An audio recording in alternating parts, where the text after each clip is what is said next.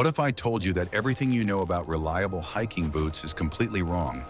The modern industry offers heavy-duty boots with thick treads and membranes designed for long treks across rough terrain.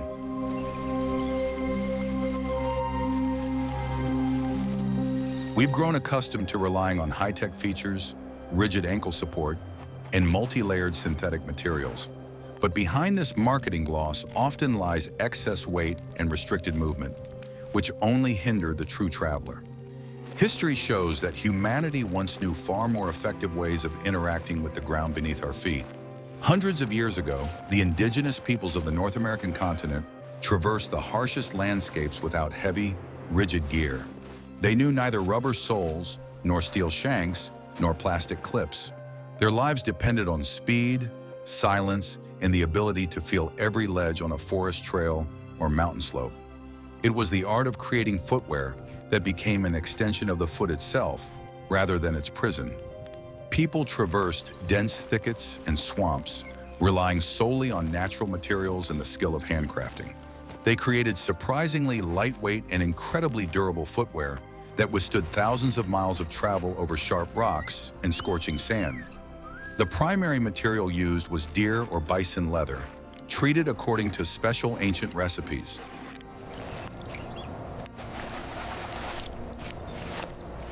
Watch the video to the end, and you'll learn how the design of these unique moccasins allowed them to cover vast distances where modern army boots would completely fall apart.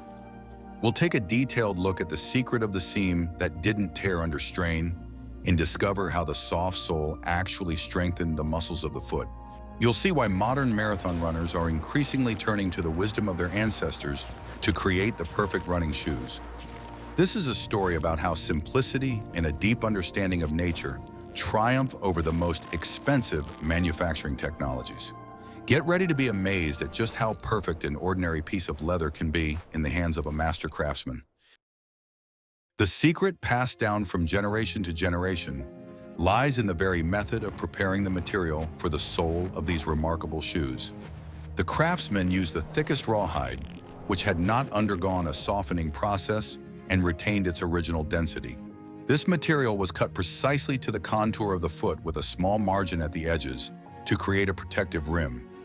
In contrast to the soft upper, this sole remained firm, resembling a sturdy sheet of wood or thick cardboard. Such rigidity was vital for protecting the feet from sharp rock fragments and the hard thorns of desert plants. This leather was taken from the thickest parts of a bison or deer hide, where the fiber structure is the strongest and most resistant to wear. Careful selection of raw materials ensured that the sole would not wear through after a few days of intense travel.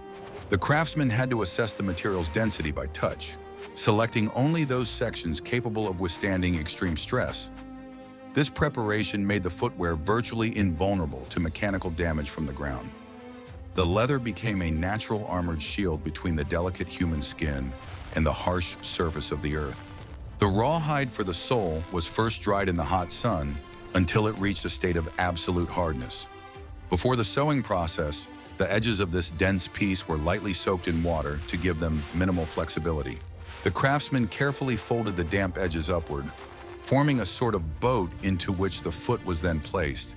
In this form, the material was left to dry again so that it would permanently retain its new protective shape. This curved rim completely prevented fine sand and sharp pebbles from entering the space between the sole and the foot. The open-air drying process allowed the leather fibers to tighten, acquiring a monolithic structure. The sun's heat literally baked the material, making it resistant to moisture in the future. When the edges hardened in a raised position, they created a reliable barrier not only against debris, but also against runoff water. The foot was encased in a protective trough that retained its shape for decades. It was a system of sealing that was ingenious in its simplicity, requiring no glue or complex tools. To join the rigid base to the soft upper part, strong threads twisted from natural plant fibers were used. Holes for sewing were made with a special pointed tool made of hardwood. The craftsman pulled the thread through each hole with great effort, creating an incredibly tight and reliable seam. This seam was positioned high above the ground, right at the very edge of the curved sole rim. This high placement of the seam completely protected the threads from being worn down by stones during long walks. Each stitch was pulled so tightly that the thread was literally pressed into the leather structure. This prevented any weakening of the structure, even with the shoes constantly getting wet and drying out. The plant fibers were pre-treated with fat to protect them from rotting and to give them additional elasticity. The seam became so strong that it outlasted the leather base of the moccasin itself. Raising the seam above ground level was a key engineering solution for extending the product's lifespan. The soft upper part of the moccasin was sewn to the stiff base with small, frequent stitches to ensure a completely watertight seal. As the shoe was worn, the rawhide sole gradually took on the individual anatomical shape of its owner's foot. Over time, the stiff material would soften slightly under the pressure of the heel and toes, creating a perfect contour for the individual wearer. The shoes became a literal extension of the foot, eliminating any internal slippage or chafing of the skin. It was this perfect fit that allowed one to walk hundreds of miles without developing painful blisters. The longer a person wore such shoes, the more comfortable they became, thanks to the adaptability of natural leather. It memorized every detail of the gait and weight distribution, becoming a unique orthopedic tool.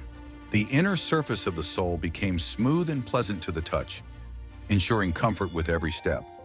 This eliminated the need for additional insoles or complex cushioning systems. The foot felt support exactly where it was needed to maintain balance and strength. When walking on scorching sand, the thick sole served as an excellent insulator. The rawhide slowly warmed up, protecting the feet from the extreme temperatures of the desert ground. At night, when the ground cooled rapidly, this same dense layer retained the body's natural heat. The combination of stiffness, anatomical shape, and thermal insulation made this item a true masterpiece of practical engineering. We'd love to hear your thoughts on this, so please share them in the comments and be sure to subscribe to our channel for more historical insights. The air micropores inside the untreated leather acted as a natural barrier to heat exchange. This allowed warriors to pursue their prey in the heat of the day, when any other footwear would have started to melt or burn their feet. The material's density also prevented thorns from piercing through, which could have punctured ordinary soft leather. The reliability of this design element has been proven by thousands of miles of successful treks across the most inhospitable terrain. Such a sole was the foundation upon which all human survival in the wild was built. I will reveal the craftsman's best-kept secret, hidden in the unusual shape of the front part of this traditional footwear. If you look closely at the classic moccasins of the Plains peoples, you can notice a characteristic, slightly raised and protruding toe. This detail was not merely a decorative element. It served a vital protective function in the harsh terrain. The raised edge acted as a sort of bumper, absorbing the initial impacts from obstacles hidden in the grass. During a fast run or a step in the dark, it was this protruding part that first came into contact with rocks and tree roots. This protrusion acted as a sensor, warning the foot of an obstacle before the toes actually struck it. The elasticity of the leather allowed it to absorb the energy of the impact, preserving the integrity of the joints and bones. Such a design was invaluable during nighttime excursions when visibility was minimal. The footwear literally felt out the path ahead, allowing the wearer to maintain a high speed of movement. This engineering solution saved countless toes from severe fractures and dislocations in off-road conditions. The curved toe was made by folding and sewing the leather in a special way along the front edge of the shoe. The craftsman gathered the excess material into a tight fold, which was then securely fastened with thick thread. In some design variations, this protrusion was further reinforced with a small round patch of thick leather. This reinforced detail acted like a spring, softening the impact and deflecting the foot away from the obstacle. The toes remained completely safe, situated a few centimeters behind this protective barrier. The multi-layered construction in this area provided additional cushioning, distributing pressure across the entire front of the foot. The folds of leather were oriented so that dirt and water would roll off them without getting trapped inside. This made the toe not only durable, but also resistant to wear and tear from constant contact with harsh environments. Mastery in creating this pleat was considered a mark of the highest skill among shoemakers. Every line here had its own purpose and contributed to the overall durability of the product. In dense thickets of thorny shrubs, the curved toe acted as a sort of wedge. As the wearer moved through low vegetation, the protruding edge pushed aside dry branches and thorns. preventing them from catching on the upper part of the moccasin. Sharp thorns slid off the thick leather of this toe cap without damaging the soft fabric of the shoe. This significantly increased the group's speed as they moved through difficult, rugged terrain. People didn't have to constantly watch their step, as the shoes handled minor obstacles on their own. The streamlined shape of the front allowed the foot to pass easily through tangled grass and vines. This minimized the risk of getting caught and falling at the most inopportune moment, such as during a hunt. The protection of the shoe's upper against scratches extended its service life by many months of intensive use. The traveler could walk forward with confidence, knowing that his moccasins could handle any thickets along the way. This gave a huge speed advantage over those who wore shoes with flat or blunt toes. This toe shape also helped when moving through deep sand or loose snow. The raised edge prevented the shoe from sinking into the loose surface, acting like a ski. The foot emerged smoothly from the sand with every step, saving the traveler a tremendous amount of energy. In the Great Plains, where sand dunes alternated with thick grass, this feature was critical for survival. People could cover vast distances without experiencing premature fatigue in their leg muscles. The effect of gliding over the surface significantly reduced the load on the ankle and knee joints. The foot did not sink in deeply, which allowed for a steady and confident pace throughout the day. This was especially important when carrying heavy loads or wounded tribesmen across difficult sections of the trail. Every design decision in the moccasin was aimed at maximizing the conservation of human resources. The shape of the toe box was the result of a long evolution that eliminated everything superfluous and inefficient. The process of creating such a toe required precise calculations and an understanding of the properties of natural leather. If the toe was made too long, it would interfere with walking and cause the wearer to stumble. If it was made too short, the protective function of this element was lost.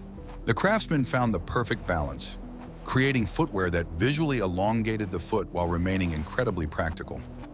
Do you agree that the shape of the toe can radically change the mechanics of walking? In the next chapter, you'll learn how high leather boots saved feet in impassable thickets of thorny bushes. The harmony between aesthetics and functionality was a hallmark of indigenous people's creations. The correct angle of the bend allowed the toe to act as a lever, making it easier to lift the foot off the ground during a fast run. This made the gait light and almost silent, which was critical for a successful hunt. Every detail was tested in real-world conditions, and only the best solutions have survived to this day. What we see before us is not just footwear, but the result of the work of hundreds of generations of wilderness engineers. What was found in old archives completely changes our understanding of the versatility of traditional protective clothing. Many people imagine moccasins as low-cut shoes that barely cover the ankle, but a completely different design was used for long-distance treks. Craftsmen sewed long pieces of soft leather to the base, which when unfolded, could reach the middle of the thigh. These high leg uppers wrapped around the leg and were securely fastened with long leather straps. The result was a unique system that combined sturdy boots and protective pants at the same time. Such extreme boot height was dictated by the nature of the vegetation in dry plains and foothill regions. Low shrubs, dense thickets of wormwood, and sharp agave leaves posed a serious threat to exposed skin. The high leather tubes reliably protected the calves and knees from scratches, cuts, and pricks. A person could fearlessly make their way through the thickest and most prickly thickets while maintaining a fast pace. The dense yet elastic leather absorbed all the impacts of the surrounding landscape. The genius of this design lay in its absolute adaptability to current weather conditions. During the intense midday heat, when the path led through open terrain, the high leg openings could be easily rolled down. The leather gathered into several thick folds around the ankle, providing additional protection for the joint against twisting. At the same time, the calves remained exposed, allowing the body to cool effectively under the influence of the gentle desert breeze. In the evening, when the temperature dropped sharply, the leg covers were raised again and tied to the belt. The leather straps securing this structure were tied in a special way below the knee and on the thigh. They were not meant to constrict blood vessels, so as not to cause muscle numbness during long runs. The knots were made flat and secure, preventing accidental loosening upon contact with branches. When folded, these same straps tightly encircled the thick roll of rolled-up leather, preventing it from unrolling. This system required a certain skill to put on, which people honed from a very young age. In winter, these high moccasins served as an impenetrable barrier against deep snow and cold winds.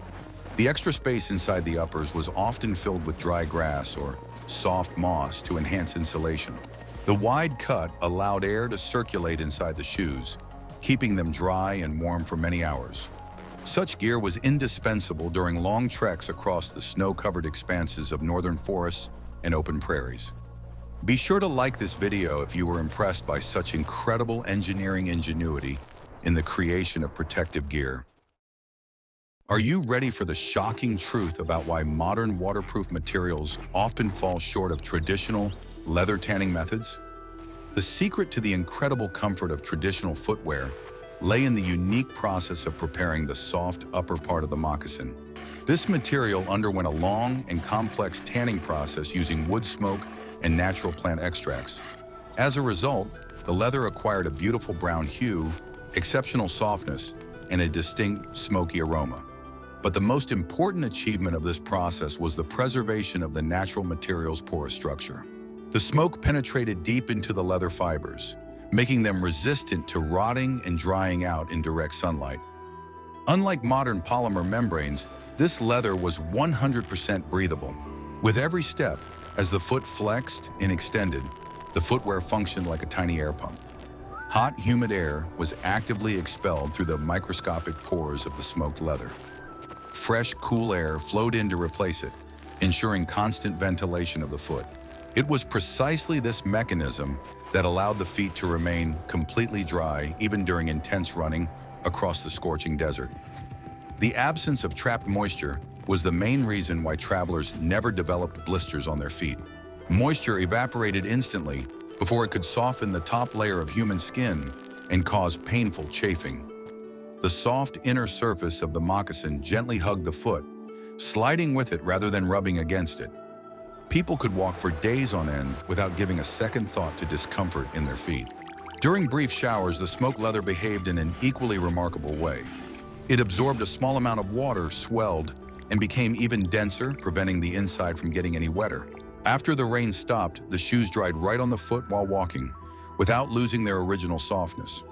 Modern leather often becomes stiff and brittle after getting wet and drying out, requiring special treatment with grease. Traditional moccasins remained elastic at all times, thanks to the deep penetration of tree resins into the fiber structure. This porous, breathable armor became a true lifesaver for those whose lives depended on speed and endurance. The footwear did not interfere with the human body's natural thermoregulatory mechanisms, but merely helped them function effectively under extreme conditions. Each pair was crafted individually, taking into account the anatomical characteristics of the specific wearer, which prevented the formation of rough creases in the material. The experience of many generations allowed for the creation of a perfect balance between the density of the protective layer and its ability to allow air to pass through. Do you think modern synthetic fabrics will ever be able to completely surpass natural breathable materials? In the next chapter, you will learn how this unique footwear functioned under the conditions of extreme temperature fluctuations in the desert. The desert landscapes of North America are famous for their incredible and drastic temperature contrasts within a single day. During the day, the scorching sun heats the rocks and sand to such an extent that it is impossible to touch them with a bare hand. At night, temperatures in these same areas can plummet to freezing, covering the ground with a layer of frost. Indigenous people's footwear had to cope with both of these extremes without adding or removing inner layers of clothing. It was precisely the simplicity of the design that provided the very versatility that was unavailable to complex multi-layered boots. A person in the desert is constantly exposed to heat waves emanating not only from above, but also from the ground itself. Ordinary footwear often traps this heat, turning the interior into a veritable oven. Moccasins, however, acted as a dynamic regulator, adapting to changes in the environment. It was a life in tune with nature, where gear did not resist the elements but harnessed their characteristics. The traveler did not need to carry spare outfits for different temperature zones, for his footwear was ready for anything. During the day, the light sandy hue of the tanned leather effectively reflected direct sunlight. The thick rawhide sole created a reliable barrier between the feet and the scorching ground, preventing the heat from penetrating the shoe. The loose fit of the upper left a small space between the fabric and the foot to allow air to circulate. During vigorous movement, this air gap was constantly refreshed, cooling the heated muscles and tendons. The foot was not constricted, allowing blood to circulate freely and maintain normal tissue temperature. This natural ventilation prevented overheating and excessive sweating, which in the desert leads to rapid fluid loss. The leather acted as a membrane, allowing excess heat to escape through the pores of the natural material. Even during the most intense running, the feet remained dry and cool thanks to the constant movement of air. This provided a tremendous advantage in endurance compared to those who wore heavy, dense European footwear. Comfort was achieved by the absence of unnecessary details that prevented the body from breathing and cooling itself. As darkness fell, cold air began to descend into the canyons and lowlands, freezing everything in its path. At that moment, the high tops of the moccasins would unfold completely, covering the legs all the way up to the thighs. A person could sit down on the ground, wrapping their arms tightly around their knees, transforming into a compact enclosed cocoon. The leather prevented the loss of precious heat, creating a unique microclimate inside that was comfortable for rest and sleep. The absence of tight lacing allowed the feet to rest without disrupting blood circulation in extreme cold. At such moments, the moccasins transformed from light summer footwear into a sort of sleeping bag for the lower limbs. The natural fat with which the leather was impregnated helped retain the body's internal heat, keeping out the icy wind. Feet stayed warm even without woolen socks, which were a rarity in those days. A traveler could comfortably wait out the night frost, conserving strength for tomorrow's trek under the scorching sun. This remarkable ability to transform made moccasins an indispensable tool for survival in extreme conditions. During the winter months, when the desert was covered with a thin layer of snow, the way the shoes were used changed slightly. Special insoles woven from dry wormwood fibers or cedar bark were placed inside the moccasins. This plant-based layer created an additional air cushion, separating the sole from the frozen ground. At the same time, the plants absorbed any excess moisture, keeping the interior completely dry. This combination of leather and natural insulation worked flawlessly throughout the many months of harsh winter. These plant liners could be easily replaced with fresh ones right on the trail, ensuring feet remained clean and dry at all times. Wormwood and cedar also possessed natural antiseptic properties, preventing the growth of fungus or skin irritation. It was a simple yet effective climate control system that could be replenished in any nearby forest. The winter cold was no longer an obstacle to long journeys if one had a pair of reliable moccasins. Every plant added inside increased the chances of successfully completing a long and dangerous journey. Adaptability to the climate was achieved not through complex high-tech materials, but through a deep understanding of the laws of nature. People did not try to isolate themselves from the outside world. They sought to interact harmoniously with its changes. The footwear was light and flexible. It did not require prolonged drying by the fire, which often damages modern leather. It served as a reliable shield in all weather conditions, allowing the traveler to focus entirely on the route. This unmatched versatility became the key to survival in one of the harshest climates on the planet. The art of craftsmanship lay in creating an item that would not prevent a person from becoming part of the landscape. Moccasins did not get as wet from morning dew as cloth shoes, nor did they crack in the heat like the parched leather of boots. They retained their elasticity for years, requiring only minimal care with readily available animal fat. Generations of experience allowed for the creation of a perfect balance between weight, protection, and breathability. This feat of ancient engineering still inspires genuine admiration among survival experts. What experts don't mention lies in the unique technique of silent walking that these soft shoes enable. Army boots with stiff soles force a person to land on their heel, rolling their weight onto the toe with a loud thud. Traditional moccasins required a completely different movement pattern, which was developed from early childhood and perfected to the point of becoming automatic. The traveler stepped on the outer part of the front third of the foot, gently lowering the heel to the ground only after the toe had made full contact. This gait allowed one to feel the surface through the flexible leather before the entire body weight was transferred to the foot. With this gait, a person does not simply walk. They seem to listen to the ground with every cell of their foot. If an object capable of making a sound is underfoot, the brain receives a signal about it even before the twig cracks.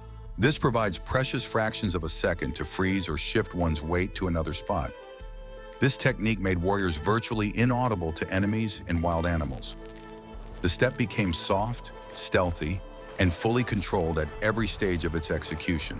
This sensitivity was critical for moving through arid forests and rocky canyons strewn with dry branches. The soft sole transmitted the slightest irregularities in the terrain directly to the nerve endings in the human foot. Upon sensing a round stone or a brittle dry twig underfoot, a person could instantly alter the trajectory of their foot. Body weight was transferred smoothly, without jerks, which eliminated the crunch of breaking wood or the rustle of crumbling gravel. As a result, a group of a dozen people could walk through a dry forest without making a single loud sound. The foot in a moccasin functions as a complex sensory organ, providing constant feedback to the brain. This allows one to maintain balance on the most unstable surfaces where a stiff boot might slip. The leg muscles develop differently, becoming more flexible and ready for an instant burst of speed or a change of direction. The entire biomechanics of movement were designed to blend in with the sound of the wind and the rustling of leaves. Silence was the hunter's greatest ally, and his footwear was created precisely to ensure that this silence was not disturbed. The absence of a stiff heel also played a huge role in ensuring absolute silence during the long journey. The heel of a modern boot concentrates the entire force of the impact into a single small point, disturbing the ground and creating unnecessary noise. The flat, rawhide sole of the moccasin distributed the wearer's weight evenly across the entire contact area with the ground.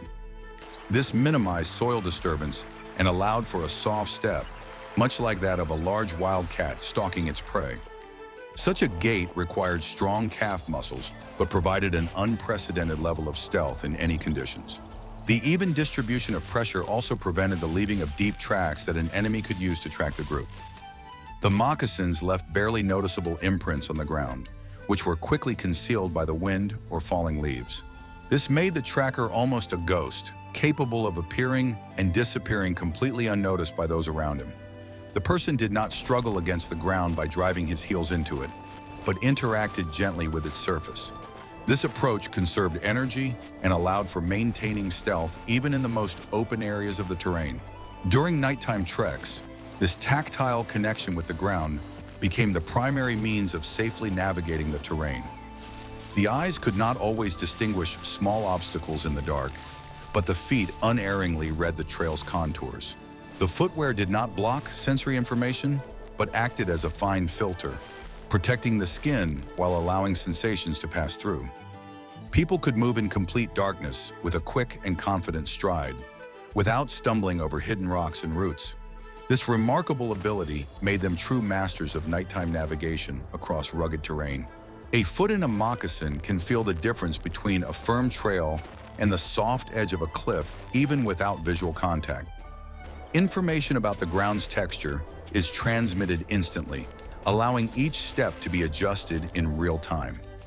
This made the indigenous people's nighttime maneuvers legendary for their precision and surprise. While the enemy stumbled and clattered in their heavy boots, the trackers moved lightly and confidently, using their feet as extra eyes. The darkness did not frighten them, as the ground beneath their feet remained familiar and predictable. A silent step was not just a tactic, it was the only way to survive in a world where sound could betray your presence. Perfectly fitted footwear did not creak when bent, did not slap against the heel, and did not rustle against the grass with its stiff edges. They merged with the foot into a single whole, obeying every movement of their owner's muscles and tendons. Do you think such methods of silent movement can be applied in modern urban environments? In the next chapter, you will learn how these unique shoes were repaired right in the middle of long journeys without any special tools. Every element of the design, from the seam to the method of tanning the leather, contributed to creating an acoustic vacuum around the person walking. The craftsman knew that the slightest detail could be fatal and paid attention to every stitch. The shoes were not supposed to make a sound even when wet, which was achieved through a special impregnation with natural oils. It was the perfect weapon of the invisible front, allowing a person to be a shadow in their own world. The moccasins were the pinnacle of engineering aimed at achieving absolute stealth. Any item, even the most durable one, is subject to gradual wear and tear when exposed to a harsh environment for an extended period. Days-long treks over sharp rocks inevitably led to scuffs on the rawhide soles of the shoes. However, the moccasin was designed so that any repairs could be made on the go. Travelers did not need complex tools, glue, or bulky blocks to restore the functionality of their protective footwear. All the necessary repair supplies easily fit into a small leather pouch tied to their travel belt. The main repair tool was a small awl, skillfully carved from a piece of hard wood or a sturdy plant thorn. To sew up torn areas, strong threads made of plant fibers were used, which were first twisted and coated with natural resin. Small scraps of thick rawhide served as patches, which were always carried along on long hikes. The repair process took only a few minutes and was usually carried out during short breaks by the evening campfire. A person would simply place the patch over the worn area and sew it on with tight, frequent stitches. The unique feature of the stiff sole was that the patches did not cause discomfort when walking further on flat ground. The thick layer of new leather quickly fused with the main material under the weight of the wearer and the impact of road dust. Sometimes, as a quick temporary fix, a bunch of dry, stiff grass was simply stuffed into the hole. This plant plug reliably protected the foot from sharp stones until there was time for a proper repair. No factory-made boot would have allowed for such a quick and effective repair in conditions of complete isolation from civilization. Most often, the threads connecting the sole to the upper, soft part of the shoe and the toe area were subject to wear. In this case, the traveler would simply unpick the damaged section and sew it back together, using the old holes in the leather. Thanks to the high placement of the seam, protected by a curved rawhide edge, such breakages were extremely rare. The soft upper of the moccasin almost never tore, as it fit snugly around the foot and did not catch on obstacles. All structural elements were easily interchangeable, turning the footwear into a perpetual construction set. It was precisely this repairability that allowed a single pair of moccasins to cover distances of over 1,000 miles across rough terrain. People did not depend on supply lines, factories, or supply trains carrying spare equipment during their long journeys. They were completely self-sufficient, relying only on their skills and natural materials available right at their feet. The ability to quickly repair footwear was a basic survival skill taught to every member of the community. This made the group incredibly mobile and independent of external circumstances anywhere on the vast continent. The arrival of a regular army on the Great Plains starkly highlighted the vast difference in approaches to creating field gear. Soldiers were shod in heavy leather boots, manufactured in factories on the East Coast to a uniform standard. These boots had thick tan soles, stiff heels, and high-lace tops to secure the ankle. Designers believed that a thick layer of stiff leather would provide the best protection against rocks and thorns in the wilderness. However, the harsh reality of desert landscapes quickly proved the complete inadequacy of this bulky and heavy design. The first and main problem with factory-made boots was their absolute inability to wick moisture away from the foot. The thick leather, saturated with industrial fats, blocked air circulation, turning the footwear into a veritable steam bath. Under the scorching sun, the soldiers' feet quickly sweated, their socks got wet, and the skin on their feet became soft and vulnerable. The stiff internal seams and the stiff heel counter of the boot began to mercilessly rub the softened skin with every step. After just a few miles of marching, the feet were covered with huge, bloody blisters, making further movement unbearably painful. The second critical flaw was the stiffness of the sole, which completely blocked the natural movement of the foot's joints and ligaments. The boot acted like a cast, forcing the foot to roll as a single, inflexible block over uneven ground. This disrupted the natural shock absorption of each step, transferring the impact from every rock directly to the knees and spine. Soldiers suffered from severe back and joint pain, quickly losing strength during long marches. Moccasins, on the other hand, allowed the foot to bend and move naturally, preserving the health of the traveler's entire musculoskeletal system. The heavy weight of army boots also played a cruel trick on the endurance of regular military units on the march. Every extra gram on the feet takes a huge amount of energy when the foot is lifted thousands of times a day. Boots reinforced with metal studs for durability turned into lead weights, dragging soldiers down toward the scorching ground. The indigenous people moved easily and swiftly. Their footwear weighed several times less than its factory-made counterparts. The difference in speed and maneuverability between the two groups on difficult, rugged terrain was simply enormous. Furthermore, when they got wet during river crossings, the heavy boots warped and shrank, losing their original shape. Drying such footwear without losing its elasticity was practically impossible in the field without special equipment. The dried-out leather cracked at the bends, and the torn-off, stiff soles could not be repaired by the soldiers themselves. The factory-made design proved to be completely alien and unviable in the wild, untamed natural environment of the continent. This lesson clearly demonstrated that complex industrial production does not always surpass traditional technologies honed over centuries. In a world where the ability to remain unnoticed often meant the difference between life and death, every piece of equipment served as camouflage. The traditional footwear of desert dwellers not only ensured silent footsteps, but also visually blended into the surroundings.